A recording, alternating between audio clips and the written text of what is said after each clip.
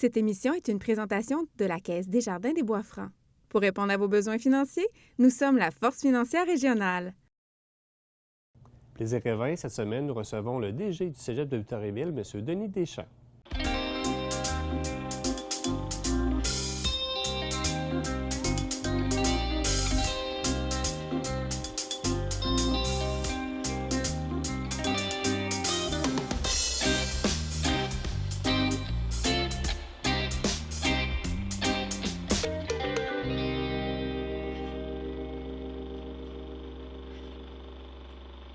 Bien, bonjour, M. Deschamps. Bonjour. Oui, Denis Deschamps, DG du Cégep de Victoriaville. Bienvenue à l'émission Plaisir et vin. Bien, ça me fait plaisir d'être avec vous. Ça fait 4 fois qu'on essaie de vous avoir à l'émission. Oui, les agendas sont durs à synchroniser OK, parfois. mais là, on est correct. Là, on Oui. vous a avec nous une demi-heure de temps minimum. Là, alors, on vous tient, là, cette fois-là.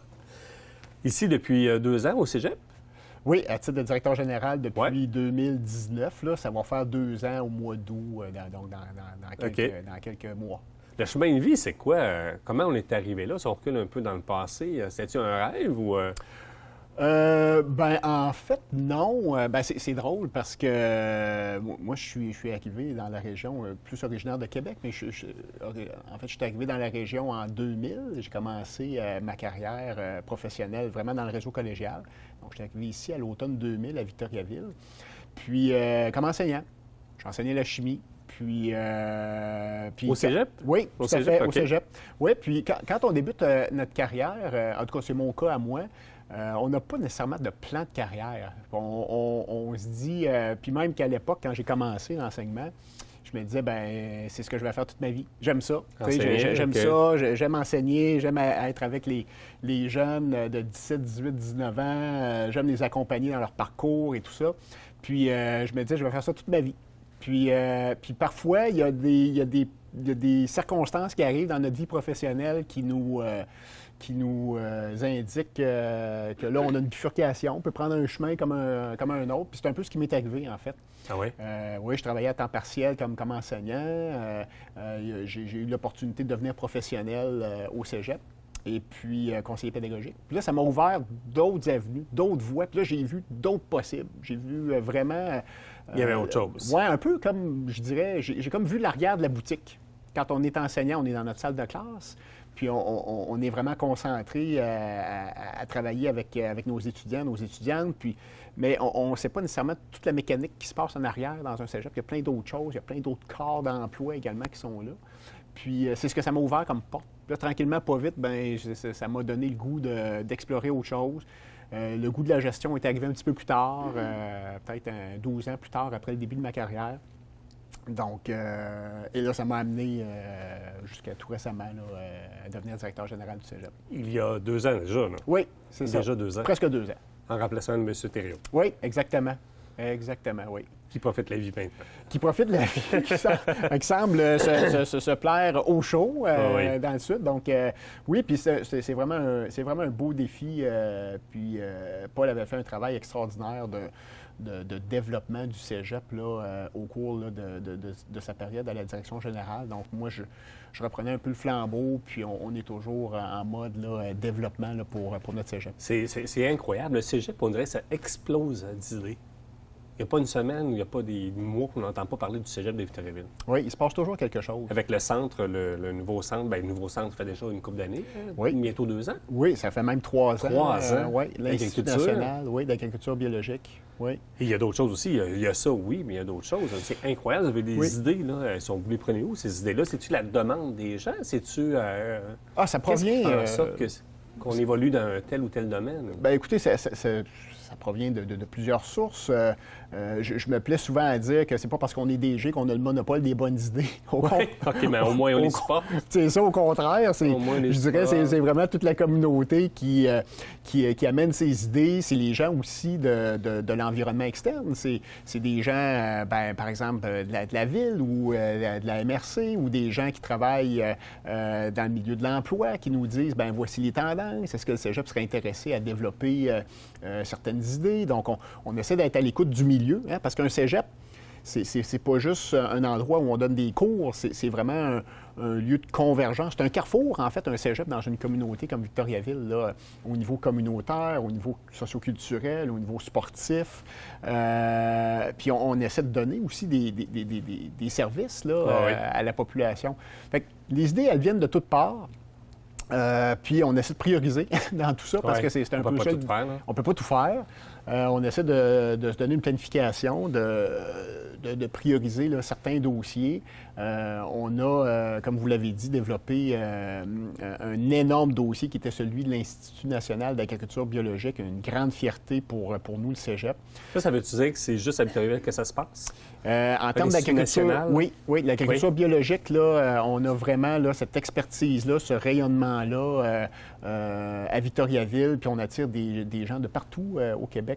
Puis c'est vrai non seulement en agriculture biologique, mais c'est vrai aussi en agriculture urbaine. Donc on a développé un créneau en agriculture urbaine aussi qui fait des petits. On veut déployer cette formation-là également ailleurs au Québec.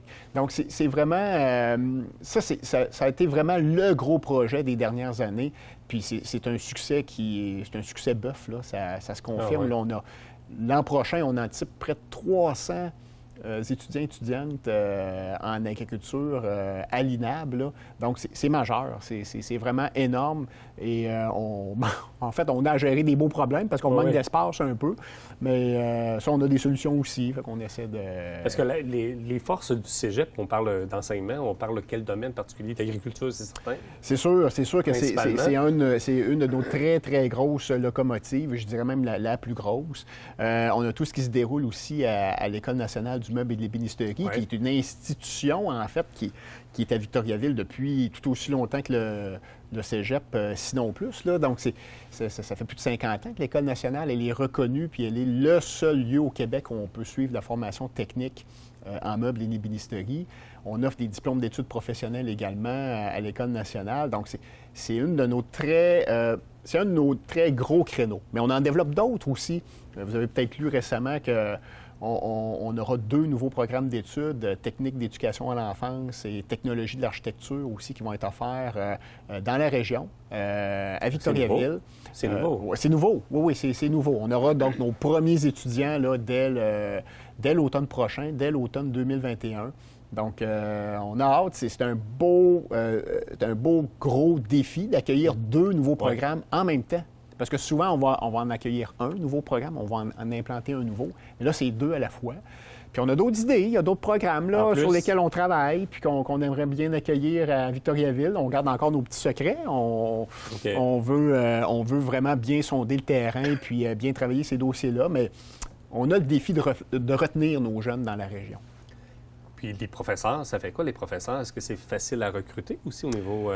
Il y a quand on parle de domaine comme ça, de l'architecture? Oui, il y a certains enjeux. Dans certains domaines, je vous dirais que le recrutement pour le personnel enseignant, ça se fait assez bien. Dans d'autres, c'est plus difficile. Dans les programmes, je dirais, de techniques techniques physiques. Je vais te donner un exemple en électronique industrielle, par exemple. Okay. Des fois, ça va être plus difficile d'accueillir d'aller sélectionner du personnel enseignant parce qu'il y a une concurrence aussi avec le secteur privé. Hein. Les gens, aussi. Ils sont ingénieurs de formation, ils peuvent travailler dans une firme privée, ils peuvent travailler pour le gouvernement. Certains pourraient avoir le goût d'enseigner, mais là, il faut les attirer chez nous. Est-ce que les conditions sont gagnantes? Est-ce que l'emploi leur plaît? Donc, il y a une certaine forme de concurrence, là, je dirais parfois, là, entre employeurs. Okay. Puis dans certains domaines, dans certains créneaux, bien, ça peut être plus difficile. Puis dans d'autres, c'est plus facile de recruter. Mais c'est un défi, effectivement. C'est bon. Il y a 2 ans, quand vous êtes arrivé à la direction du cégep de Victoriaville, le chapitre 12 de votre guide d'emploi, c'était sur la COVID? Bien, écoutez, il n'y a pas personne qui avait un guide de ça. Non, mais en tout cas, il n'y a pas de chapitre, je vais bien les faire, ça. Si c'était écrit à quelque part, c'était en très, très petit caractère. Okay. Donc, on ne l'a pas vu venir, personne. On vit ça comment quand on rentre au cégep le matin, qu'on n'entend rien? Là? C'est un bâtiment fantôme, là? Oui, c'est un bâtiment fantôme. C'est grand, là. Oui, c'est grand. C'est grand. C'est grand, là. C'est grand. Puis, vous savez, le cégep de Victoriaville, c'est à peu près En fait, si on accueillait tous nos élèves, là, c'est à peu près 1600 étudiants, là, tout bâtiment confondu. Quand il n'y a pas 1600 personnes là, dans nos bâtiments, là, dans nos couloirs, dans nos salles de classe, là, c'est vide. OK. C'est vide. C'est même, je dirais, c'est triste aussi à quelque part. Parce que c'est nos jeunes qui apportent la vie puis l'effervescence là, dans le milieu. Puis quand on les a pas avec nous, ben même des fois, on se lève, on arrive au travail, puis on perd un peu, des fois, même le sens de notre travail. Qu'est-ce qu'on fait là? On n'entend pas nos élèves. Faut se rappeler pour qui on travaille à tous les jours. Puis ça c'est un défi là, que la COVID nous a amené. Vous avez dû vous réajuster comment? Ah, bien, écoutez, ça a débuté... Il y a des dates dont on se souvient par génération. Hein. Bon, certains vont se souvenir de... par exemple, les plus vieux de l'assassinat de John F. Kennedy. Ils savaient exactement qu'est-ce qu'ils faisaient cette journée-là. Moi, je me rappelle du 11 septembre 2001. Oui, moi aussi. Je me rappelle du 13 mars 2020. Qu'est-ce qu'on faisait cette journée-là quand le gouvernement nous a annoncé le confinement? Comment on a défait et refait nos plans de communication la même journée. J'étais avec l'équipe des communications du cégep, puis on a mis à la poubelle ou à la récup, là, selon tout ce qu'on avait planifié. Les choses changeaient de minute en minute. Donc, ça a été un chambardement énorme pour tout le monde, pour nos élèves, pour notre personnel enseignant, pour l'ensemble, en fait, de la communauté collégiale, tout notre personnel, tous nos employés. On a créé une cellule de crise, on a travaillé vraiment ça en équipe le plus possible. On a basculé notre enseignement le plus possible à distance. Il faut dire qu'on était quand même relativement bien équipés. Là. On avait, je vais donner qu'un exemple, notre personnel enseignant, tout le monde a un ordinateur portable. Dans le réseau collégial, c'est pas nécessairement tous les cégeps qui donnaient des ordinateurs, en fait, à leur portable, à leur personnel enseignant. Donc là, le défi était peut-être encore un petit peu plus grand. Pour nous, on avait déjà ça en main. On avait certains outils technologiques qui nous permettaient une certaine bascule, mais ça a été un ajustement là, majeur. Là. On a travaillé là, extrêmement fort là, tout au long du printemps dernier, là, en 2020, là, du 13 mars là, jusqu'à la fin de la session. La rentrée au cégep au mois de août, septembre, ça s'est fait comment cette année? C'est-tu particulier oui. ou oui, ça pas comme avant? Là? Non, pas du tout. On a dû vraiment réinventer notre accueil. Évidemment, il fallait respecter les mesures sanitaires, fallait distancer les gens le plus possible. Donc, au lieu de faire des grands groupes, bien, on a dû faire des petits groupes pendant toute la semaine d'accueil au lieu d'avoir, je dirais, une grande journée d'accueil. Donc, c'était moins solennel. C'est sûr qu'on s'est bien adapté. On a fait un chapiteau où les gens se distançaient. On a même dû, dans notre protocole de rentrée cette année, remettre des équipements de protection individuelle. Tu sais, cette année, ça devait faire partie, en fait, de notre processus. Donc, remettre des couvre-visages, remettre des visières, des lunettes de sécurité pour nos gens, pour nos élèves. Donc, ça a amené une couleur un peu différente, mais on a quand même su s'adapter puis quand même avoir une rentrée qui s'est faite en présence là, avec les gens. Là. Mais ça a été, encore une fois, ça nous a demandé beaucoup d'imagination. Oui, tout à fait. Effectivement. Oui. Qu'est-ce qu'on pense? Qu'est-ce qu'on fait? Qu'est-ce qu'on a fait avec les finissants? Les finissants là, qui finissent un cours, qui ont travaillé 3 ans, par exemple, une technique, quelque chose comme ça, là, il ne se passe rien. Là. Ça a été... Il ne se passe rien. Là. C'est particulier. Là. Oui, c'est très particulier. Puis moi, je crois beaucoup au rite de passage. Dans la vie, là, il y a des choses qu'on doit mettre en place à tout âge, là, pour vivre des rites de passage. Ça fait partie de ce qu'on est comme être humain. Là, je pense qu'on a besoin de certains rituels. Puis, la remise de diplôme dans un cégep, bien, c'en est un qui est très important. Un rituel qui est très important, qui est là depuis plusieurs années. On a une cérémonie de remise de diplôme qui se fait toujours à l'automne. Donc, on la fait toujours habituellement vers la fin du mois d'octobre pour des gens qui ont diplômé au mois de mai précédent. Et là, cette année, là, au mois d'octobre 2020, là, on n'en a pas eu de remise de diplôme. Puis ça a été un des plus grand deuil, je dirais, qu'on a eu à faire. Vous ne pouviez pas le faire? Non, c'était pas possible. Pas possible? C'était pas possible de le faire sous la forme qu'on a l'habitude de le faire, c'est-à-dire en grand groupe, d'avoir tous les diplômés en toge avec leur mortier, le lancement du mortier à la fin, les discours, donner les diplômes aussi à ceux qui arrivent sur scène. Donc, on comprend que dans le contexte, on ne pouvait pas faire ça. On a trouvé une formule, en fait, pour témoigner de notre appréciation puis reconnaître la diplomation en faisant des capsules web. Donc, on a diffusé des choses sur Facebook pour quand même souligner le passage du diplôme, de l'obtention du diplôme pour tous nos jeunes. Donc, on a créé, je pense, 5 capsules durant la semaine où il y avait des programmes qui étaient identifiés. Puis là, on parlait là, il y avait des enseignants, des programmes qui témoignaient, qui disaient comment on les avait appréciés, puis merci beaucoup de votre passage, puis maintenant vous avez diplômé, puis on est fiers de vous. Mais on l'a fait à distance. On l'a fait avec des capsules vidéo. On pouvait le faire. C'est ça. Mais là, c'est sûr qu'on se questionne déjà pour l'automne prochain. Comment on va le faire? Ouais. Est-ce qu'on se croise les doigts? Est-ce qu'on sera en mesure de le faire en présence? Je le souhaite beaucoup, là. Je le souhaite, là. Vraiment. Oui, c'est un passage important. Puis les jeunes nous le disent, puis même quand ils nous le disent pas, on le sent que c'est important. Ils arrivent sur scène, ils sont fiers. Moi, j'ai l'opportunité de leur remettre leur diplôme. Je leur serre la main habituellement. On voit des fois des jeunes, les grands sourires, les étincelles dans les yeux, où on les voit même pleurer des fois. Là. Obtenir un diplôme pour eux, là, après ça, ils s'en vont sur le marché du travail. Ils ont travaillé fort pendant 3 ans, 4 ans. Ils obtiennent leur diplôme. C'est une grande fierté. Puis là, on n'a pas vécu ça à l'automne dernier. Ça, c'est une grande tristesse pour nous. En tant que DG d'une grande institution quand même, qui est importante, on parlait de 1600 étudiants, c'est sûr qu'on a sûrement des inquiétudes pour nos jeunes d'aujourd'hui qui vivent cette période-là, là, au quotidien. Oui. Parce qu'on en entend parler régulièrement de la santé mentale au niveau des jeunes, au niveau des personnes âgées, mais au niveau des jeunes, on en entend parler beaucoup. Ça doit faire partie de vos préoccupations. Bien, tout à fait. En fait, ça fait toujours partie de nos préoccupations. Oui, parce que même pas en temps de pandémie, ça fait partie de ça aussi. Là. Bien, tout à fait. Vous avez tout à fait raison. Ça fait toujours partie de nos préoccupations, la santé mentale, la détresse, l'anxiété, tout ce qui touche les troubles d'apprentissage, etc., etc. Mais là, ils n'ont pas d'amis, ils n'ont pas de professeurs, ils n'ont pas de ressources, ils n'ont pas de psychologue, ils n'ont pas ça, là. Mais c'est pas présent à côté de toi, là.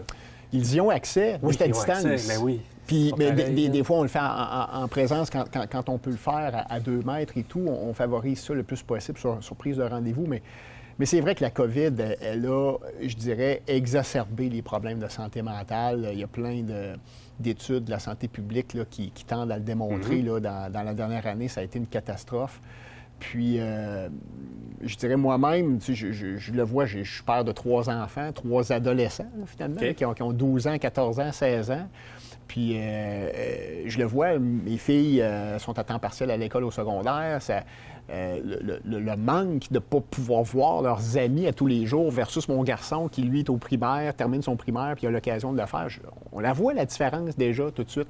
Fait qu'on peut imaginer pour nos jeunes qui ont au cégep 17, 18, 19, 20 ans, comment ça peut être difficile. Puis c'est une période charnière, hein? La fin de l'adolescence, le passage à la vie adulte, le fait d'être avec ses amis, ses collègues et tout. Puis là, du jour au lendemain, là, on n'a plus accès à ça. Là.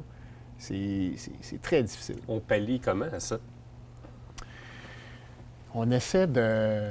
C'est sûr que comme cégep, ce qu'on essaie de faire, c'est de garder contact avec eux. Par exemple, à l'automne dernier, on a appelé tous nos étudiants.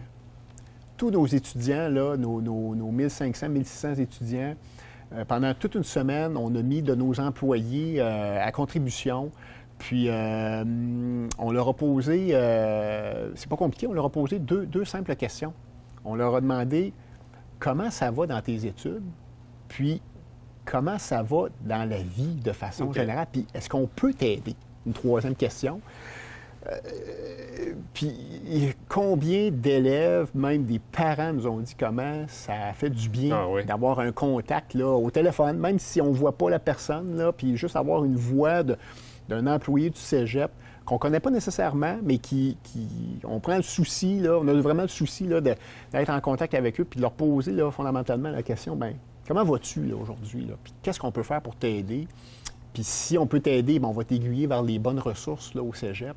Bien ça, déjà, ça fait du bien. Puis là, on veut le refaire ce printemps. On veut le refaire avec nos étudiants parce qu'ils ne sont toujours pas très, très beaucoup en présence.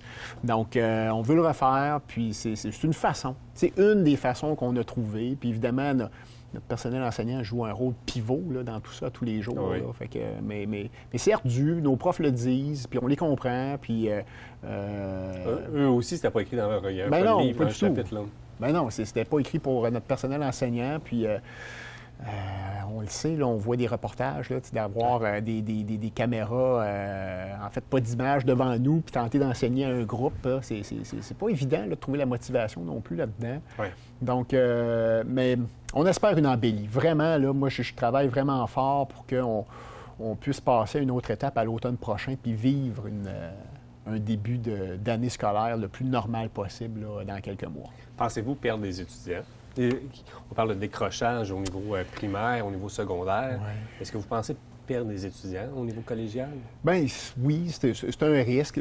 Je vous dirais que ce qu'on voit actuellement, là, pour avoir analysé un petit peu ce qui s'est passé avec la rentrée de l'automne, puis la rentrée d'hiver, ce qu'on voit, c'est qu'il y a des jeunes qui vont décaler, qui vont en fait prolonger leur parcours collégial sans pour autant abandonner. Okay. C'est les premières indications qu'on a. On verra si c'est ce qui se concrétise, là. Mais pour l'instant, il y a des jeunes qui ont décidé, par exemple, de demander des incomplets. Donc, autrement dit, ce que ça veut dire, c'est qu'ils mettent ce cours-là sur pause. Ils n'ont pas un échec, ils ne l'ont pas complété, mais ils vont le reprendre. Ils vont le reprendre plus tard. Donc, c'est ce qu'on souhaite. Est-ce qu'ils ont espérance d'être en présentiel à un moment donné? Ils ont besoin de ça, là. Bien, il y en a des élèves qui nous l'ont dit. Là. Pour moi, là, ce qu'on vit là, c'est trop dur. Je ne suis pas capable de faire 5-6 cours en ligne par semaine puis être toujours les fesses sur ma chaise là, dans mon bureau ou sur ma table de cuisine à la maison. Parce que des fois, c'est pas on n'a pas nécessairement tout l'espace nécessaire pour bien faire nos cours à la maison.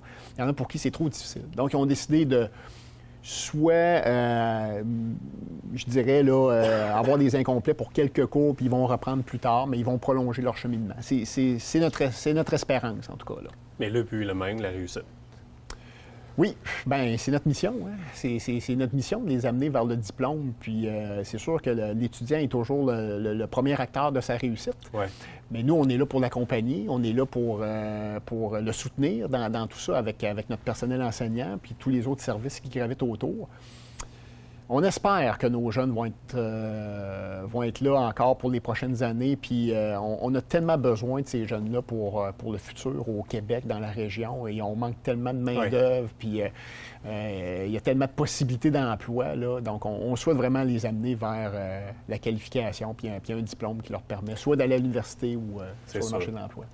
Avez-vous des chiffres un peu des finissants du cégep qui demeurent, qui vont rester en région par la suite? Avez-vous un suivi de ça ou c'est difficile? Bien, ça, je vous dirais que c'est un enjeu pour nous. Puis tantôt, on parlait de notre carte de programme, puis on souhaite avoir plus de programmes à Victoriaville. On sait que quand un jeune quitte pour aller étudier dans un grand centre, parce que, par exemple, chez nous, on n'aurait pas le programme d'études, il s'en va à Québec ou à Trois-Rivières ou à Montréal pour faire ses études. Bien, après 3 ans ou 4 ans d'études dans un autre milieu, là, il commence à s'enraciner. Puis là, parfois, c'est plus difficile de le ramener à Victoriaville ou dans la région centre du Québec. Donc, c'est pour ça qu'on travaille fort pour les garder avant même qu'ils quittent, donc offrir les programmes nécessaires pour les garder chez nous. Donc, oui, c'est un enjeu, puis ça nous préoccupe. Puis il y a quand même un bon taux de déperdition, là, puis c'est une préoccupation qu'on partage toutes et tous dans la région centre du Québec, là, je vous dirais, dans le monde de l'éducation. Et moi, parler avec les gens, je suis en restauration et je rencontre souvent des gens. Et oui, des gens sont partis de la région, mais souvent, après quelques années, ils vont revenir. Oui. Ils vont revenir dans le coin. C'est vrai, puis en fait, c'est drôle. Ils veulent voir d'autres choses, c'est sûr, c'est normal. Oui, puis on l'a vu un petit peu avec la COVID. Oui. Il y a des gens qui ont décidé de quitter, justement, les grands centres, de quitter Québec ou Montréal, puis de s'établir ou de se réétablir en région.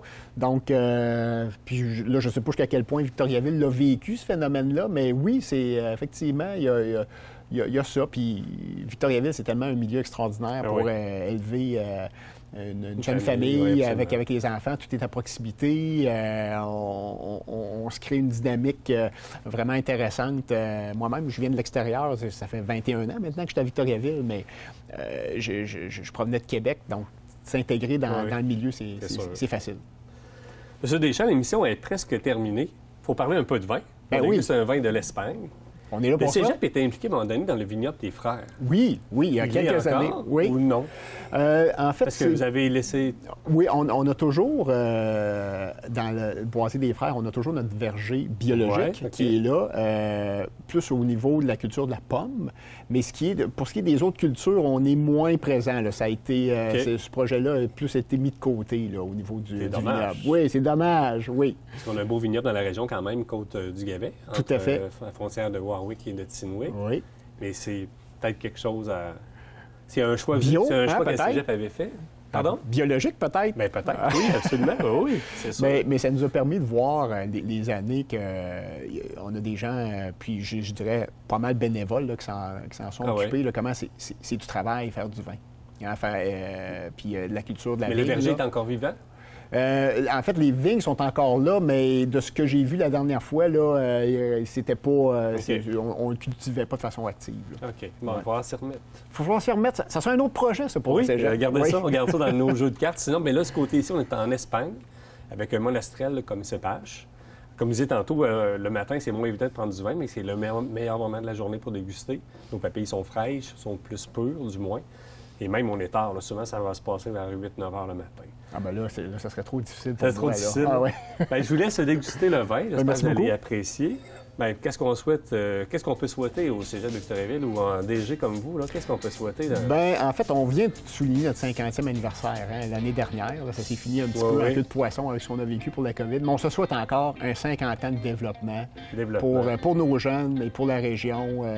Du développement actif, c'est ce qu'on souhaite au Cégep de Victoriaville. Je vous souhaite santé. Merci à vous. Merci beaucoup. Plaisir.